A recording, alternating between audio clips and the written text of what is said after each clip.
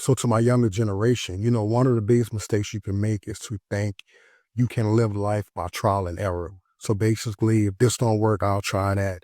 If this job fails, I'll try another one. If that relationship don't work out, I'll try a rebound. But you have to stop sometimes. You have to stop and consider your own behavior. You have to ask yourself, did I make mistakes that cost me that job or that opportunity?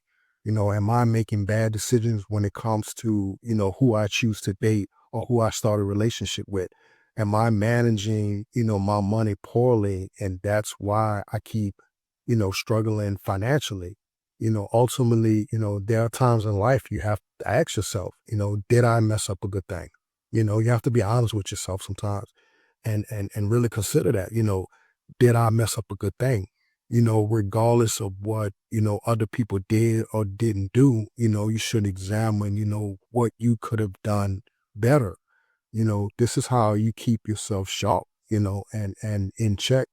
If you don't, you'll find yourself with a collection of closed doors and burnt bridges. And I truly believe that this is how some people end up angry and bitter at some point in their life, because they never really stop to examine, their own choices in decision making. And it's the thing, there's no guarantee that you'll be able to recover from certain mistakes in life. By the grace of God, I was able to recover from mine. But there are people today stuck in the same situation, same predicament because of decisions they made, years ago. You only have one life and you can't go backwards, so it's better to learn how to adjust, how to do better, and move forward. The best thing that you can do, is to learn how to limit those mistakes and to make better decisions, by listening to wise counsel. You can't just feed yourself filthy foolishness. If that's all you listen to, if that's all you watch, and that's all you surround yourself with, then more than likely that's what's going to come out of you. You have to balance your life with some kind of positivity.